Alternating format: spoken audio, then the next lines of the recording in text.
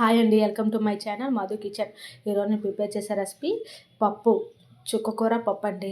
పప్పుని ముందుగా ఒక అరగంట నానబెట్టుకున్నాను, కందిపప్పుని. ఇంతలోనేమో చుక్కకూర, ఉల్లిపాయలు, టమాటీలు కోసుకొని పక్కన పెట్టుకున్నాను. ఇప్పుడేమో పప్పులో ఉల్లిపాయలు, టమాటాలు, చుక్కకూరని వేసుకొని ఉప్పు, కారం, పసుపు, కొంచెం నిమ్మకాయ సైజ్ అంతా చింతపండును వేసుకొని తగిన వాటర్ వేసుకొని కుక్కర్ విజల్ పెట్టేసుకోవాలి. విజల్ పెట్టుకున్న తర్వాత అది కొంచెం ఉడికిపోతుంది కదా, ఇంతలోనేమో పోపు కోసం ఎండుమిరపకాయలు, ఎల్లిపాయలు, జీలకర్ర, ఆవాలు, కరివేపాకు తీసుకొని తాలింపు గురించి అని ఉంచుకోవాలి.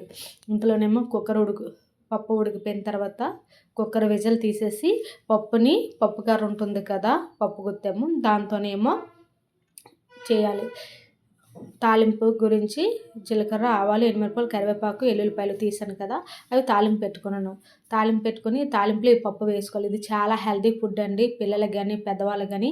మా పిల్లలు రోజు ఆకుకూరలు ఏదో పప్పు పెట్టాలని మొన్న తోటకూర పెట్టాను. ఇప్పుడేమో చుక్కకూర పప్పు అండి. చాలా హెల్తీ అండి, పిల్లలు చాలా ఇష్టంగా తింటారు. పుల్లగా ఉంటుంది కాబట్టి మా పిల్లలు అయితే చాలా ఇష్టంగా తింటారు చుక్కకూర పప్పు.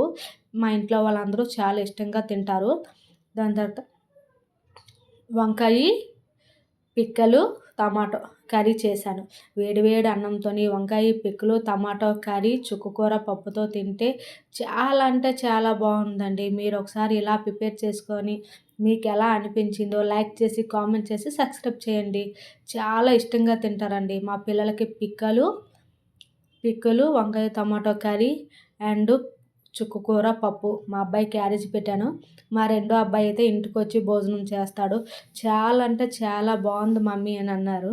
మీరు ఒకసారి ట్రై చేయండి, చాలా ఇష్టంగా తింటారు చిన్నవాళ్ళు కానీ పెద్దవాళ్ళు కానీ.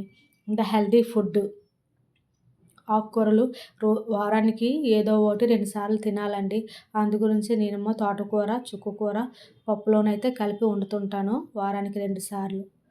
టేస్ట్ అయితే చాలా బాగుంటుంది.